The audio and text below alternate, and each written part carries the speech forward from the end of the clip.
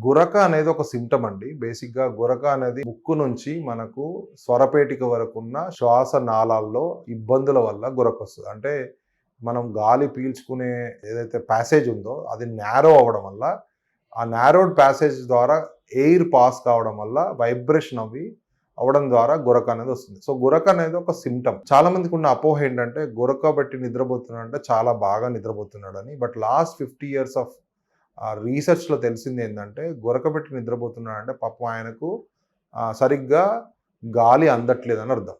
So, ముక్కులో గానీ, లేదంటే ఓరల్ క్యావిటీ, ఓరోఫారింక్స్‌లో గానీ, లేదంటే హైపోఫారింక్స్‌లో గానీ ఏదైనా అడ్డంకులు ఏర్పడినప్పుడు ఈ గురక అనేది వస్తది. అంటే నారో ప్యాసేజ్ గుండా ఎయిర్ పాస్ అయినప్పుడు.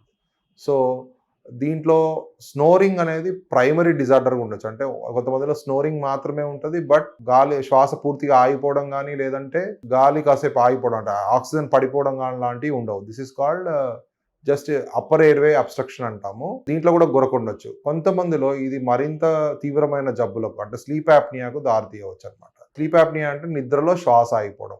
సో, గురక అనేది స్లీప్ యాప్నియా యొక్క ఒక సిమ్టమ్‌గా మనం పరిగణించాల్సి ఉంటుంది. సో, గురక ఉన్నట్లయితే మీ సమీపంలో ఉన్నటువంటి పల్మనాలజిస్ట్ కానీ, ఈఎన్‌టీ స్పెషలిస్ట్ గానీ, ఆర్ సోమ్నాలజిస్ట్ స్లీప్ స్పెషలిస్ట్ గానీ సంప్రదించి అది ఏవైనా డిసీజ్‌కి దారితీస్తుందా? లేదంటే జస్ట్ ప్రైమరీ స్నోరింగా అని తెలుసుకోవడం చాలా ఉత్తమం. మీరు తీసుకునే అదే మందులు, అదే నాణ్యమైన మందులు, కానీ సగం ధరకే.